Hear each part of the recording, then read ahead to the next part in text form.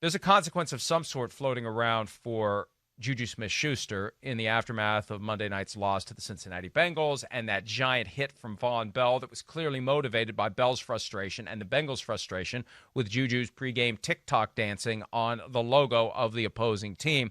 Let's hear from Coach Mike Tomlin Tuesday, meeting with the media and talking about the JuJu Smith-Schuster dancing on the logo controversy. I am aware of it, and I do plan to talk to JuJu. But we're professionals. I doubt any of those antics and things of that nature are legitimate motivating factors as you step into professional stadiums.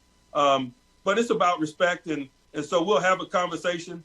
But I understand it's about the quality of play inside the white lines, and so I'm not seeking comfort or looking for excuses based on our recent performances on things that occur in pregame or things of that nature that are social media related.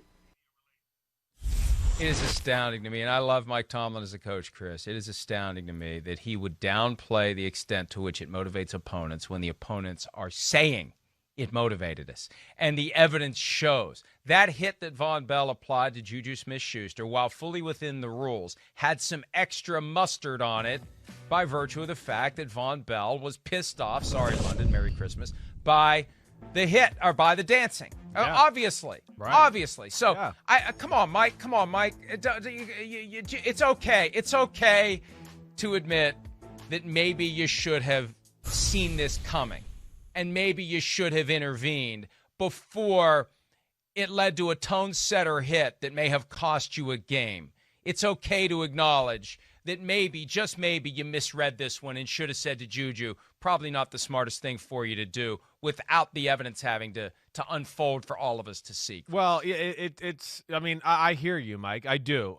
Now, it's hard because, first off, they went 11-0 with him doing this, right? So it's like, okay, well, the first 11 teams saw him do this, and it wasn't a thing. But it really didn't catch fire as far as I feel like publicly until, 3-4 weeks ago? So it wasn't a thing where I think other teams were looking for it, in week 4, 5, or 6.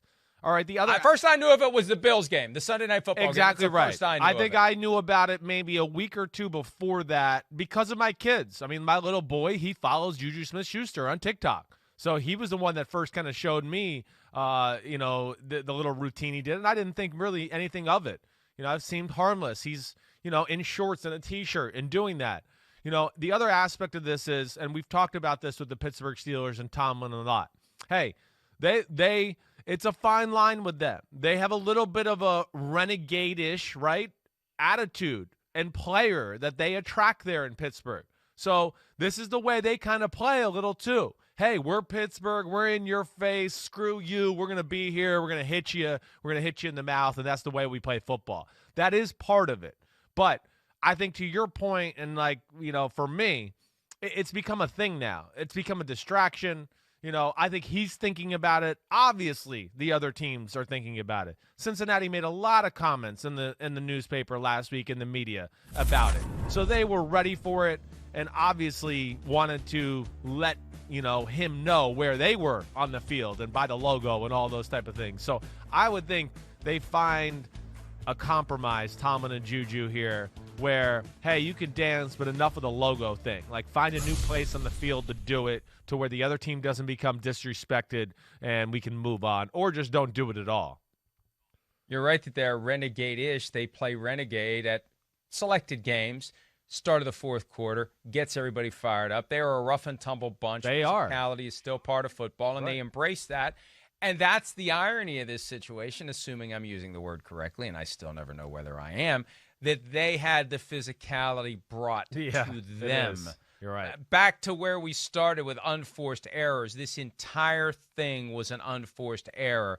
And the mistake for Mike Tomlin, and I know that he tries to craft the right relationship with his players to get the most out of them while letting them be themselves, and other coaches who have to deal with his players when they leave marvel at what Tomlin is able to do with some of these guys, because when they get them in their locker room, they're like, how in the hell am I going to get through to this guy? How did Mike Tomlin do it? Tomlin knows how to do it. But in this one, there was a blind spot. There was an underestimation of the impact of that dance routine on a teammate. And they probably also thought, Who gives a crap if the Bengals are upset? They're the Bengals. Agreed. I think they thought, well, okay, we've lost 2. It's the Bengals. This is going to kind of show that we're not backing down from anybody. He was trying to probably keep the attitude of his team, positive. And that, renegade, tough, Blitzburg-type attitude that they play with, there. But, yeah, it's backfired. And I'll tell you, like, what did it for me, too, I'll tell you, is JuJu Smith-Schuster. He fumbled, and he was on the sideline, and he was talking about it. I'm almost positive. So if he's sitting there talking about it on the sideline, that to me is when like, it's gone too far. It's the first quarter of a football game, and you're talking about your dance on the logo. Like, I think that's a distraction. So let's move on and not do it anymore. Hi, I'm Mike Tirico, and thanks for watching. Make sure to hit subscribe for the latest news and highlights from NBC Sports.